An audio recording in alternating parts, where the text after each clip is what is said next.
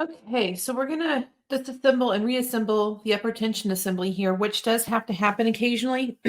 As you know, on the outside of vintage machines, and in the case here, they're more susceptible to dirt and debris and all those good things. So I'm going to show you the way I like to do it. I'm going to go ahead and remove this cover here because what we need to get to on the inside here, and something I want to show you, as in all of the others, in case you're not aware, when you raise and lower your presser foot, you see this arm here moves, and there's a little spring in here, and you can also see the movement out here on the upper tension assembly. So when you raise your presser foot, you're actually causing this pin to push inward, and that's what opens up the tension disc. So when you're threading your machine, this is why it's important to have your presser foot in the up position, because it opens up the tension disc, and then once your machine is threaded, you can see it closes up, and then that puts proper tension on your thread. I'm going to actually disassemble this on the machine, but I'll show you the method I use, and then you use whatever works for you. So for now, we're going to leave, you do remove this upper tension assembly by this screw here, but I personally find it easier to disassemble while it's still on the machine and then remove the post when we get to that part. The first thing we're going to do is, if you'll notice, you can push back on the number dial there. Now, this is only if you have a number, this type of cup system on yours. If you have an older 30s or 40s model that doesn't have the number system, it's pretty much the same. You just have less pieces. And unfortunately, I don't have one of those sitting here at the moment. So what you're going to have to do is kind of squeeze this number in to get enough to get this loose. It's this little post here that sticks in these holes, as you can see when you screw it back on, and we will cover this when we get to that part. But when you screw this back on, see, it'll grab that, it grabs those numbers. So squeeze it back far enough to get this piece off. And what I like to do personally, and it's hard for me to do since I'm doing a video, I like to lay these out away from where I'm working in order. So just off to the side here, I'm going to start laying out my parts.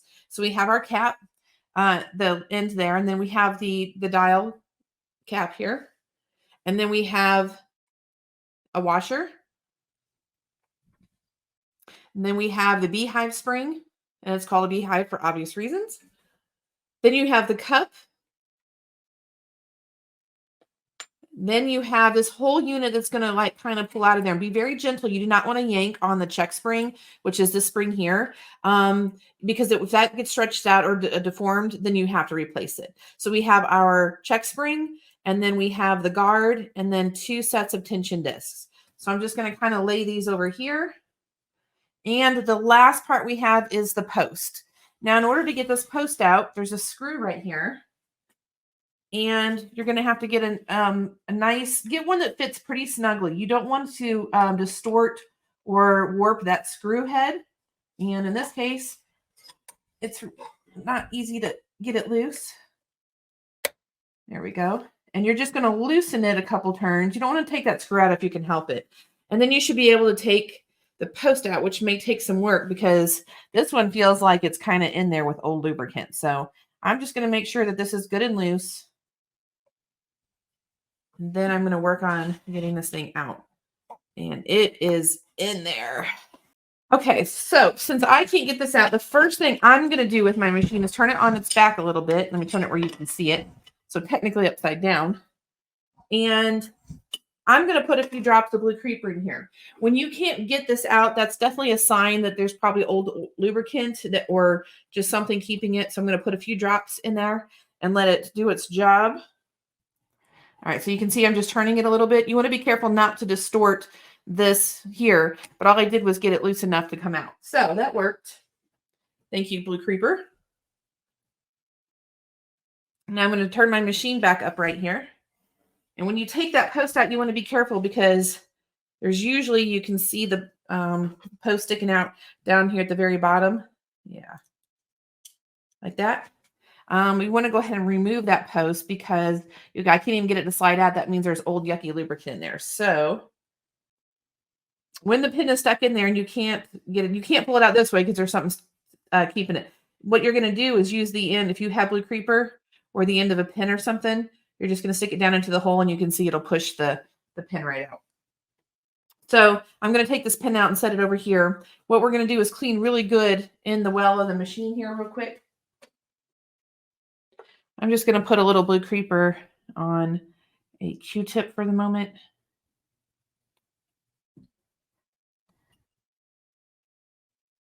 Clean out in there. If you use a Q-tip, there's a hole that it'll go through. Be careful not to get any cotton or anything jammed up in there. And you see that's pretty gross. Okay, so I'm just to make sure that's cleaned out. I'm going to go ahead and clean this piece that's in there. So make sure you do a thorough cleaning on yours. This one I'm just going to go ahead and get back in the machine so I can get this posted for you. So we're going to put this back in this hole. And you want your, it's going to be snug. You want this little slot here. You can see it's going sideways. So you just want to make sure that that's going horizontally. And then I'm going to go back over here. And so make sure, again, that the sitting in there. So all you should see are just the very ends of those teeth that are there. And then I'm going to retighten the screw. Now, when you're tightening screws, I always say hand tight. So same thing here. You want to feel resistance and then stop. These screws have a lot of aluminum in and they will distort. That's why we only do hand tight. So now back here to the front, we're going to work on reassembly. Of course, do all your cleaning and things. I'm just trying to show you the assembly of this machine. So first thing we're going to do is grab our discs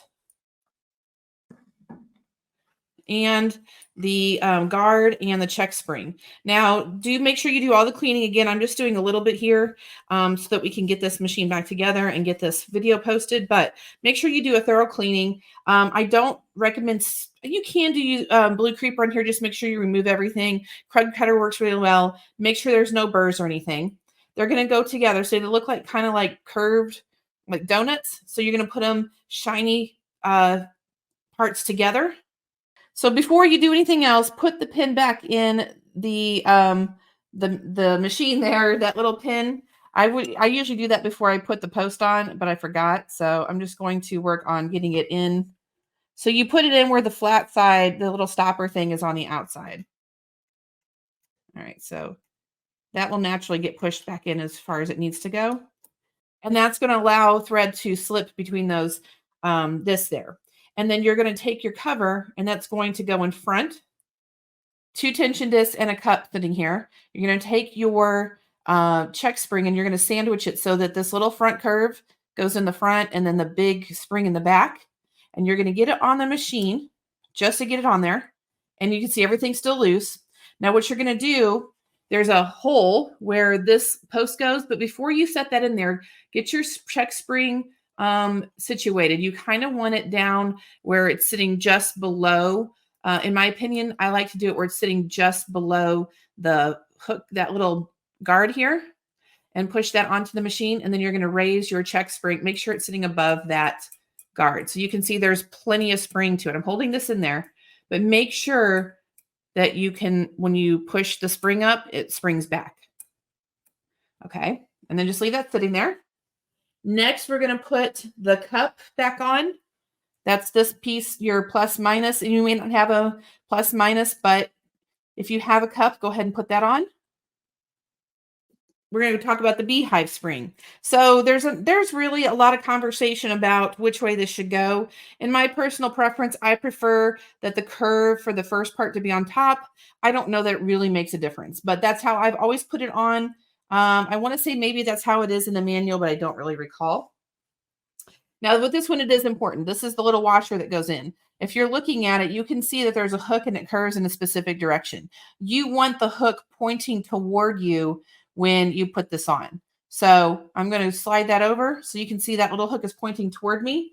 Then this is the fun part, and this is going to be a little bit of trial and error for some of you. You're going to put your number dial on, and then we have to get this to match up. So if you've heard me talk about tension, that these numbers don't really mean anything unless you do get them lined up just right, so that when you turn it to no tension, it's at 0, and full tension is at 9 or 0. So I like to put it around 3. So the 3 is going to match up with that little hook thing there. And you're going to push this in and you're going to hold it. Okay. So this is one of those multi-hand jobs here. Hold this in with some tension And then you're going to start on getting this in there. I don't know if you can see that, but it's getting pretty tight. And I'm going to test it now. So once that little post hits the spring, now you can see it's moving together. So what you want is that you want it to be no tension is sitting at 0 and full tension is sitting at the other side of 0, if that makes sense. If you're not getting it right, then I suggest taking it off, pushing this back, taking the cap off again, and just starting over. I find 3 to be the best starting place, though. So I'm going to do this again. So you can see 3 is lined up with the line. I'm going to push this in. You hold it as best I can. And then you're going to twist this while you're holding it till as tight as it can go without that little post catching something. And so again, you're going to test it. So it's going to go 0 at the lowest tension. I can't turn anymore. And then 9 to 0 at its tightest tension. Then you know that you are good to go. Also make sure, let's put it back around 4, just make sure that there's enough spring to your check spring. You should be able to move it all the way over, and it's going to spring right back to that stopping guide. If you have any questions, please leave them below or get in touch with us, and we'll be very happy to help.